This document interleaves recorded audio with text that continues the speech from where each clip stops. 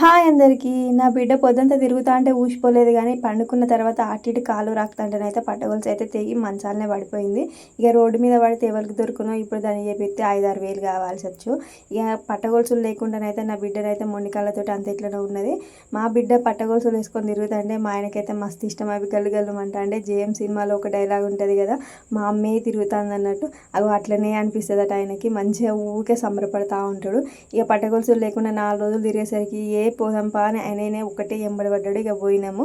ఇక అట్లనే మా బిడ్డనైతే ఊరికే బండి మీద పోయేటప్పుడు మా ఆయన చైన్ అయితే గుంజుతూ ఉంటే అదైతే కొంచెం తెగినట్టు అయింది. అట్లనే దాన్ని కూడా అతికిద్దామని అయితే వెళ్ళినాము. మా బిడ్డనైతే ఎప్పుడు బంగారం షాపు పోయినా ఈ మిర్రర్ పట్టుకొని ఒకటే ముద్దు పెట్టుకుంటా ఉంటుంది. ఆమెను చూసుకొని ఆమెనే. మనకేమైనా సొమ్ములు లేకుంటే మనకన్నా ఎక్కువ మన చుట్టుపక్కలకే బాధ ఉంటుంది. నా బిడ్డ 4 రోజులు పట్టగొలుసులు లేకుండా తిరిగితే 10 మంది దాకా అన్నారు, అయ్యో పట్టగొలుసులు లేవా పట్టగొలుసులు లేవా అని. వాళ్ళు వీళ్ళు అట్లా అంటే మంచిగా అనిపించలేదు. ఇక షాప్కి అయితే పోయి చేపించినాం. Like, share, subscribe.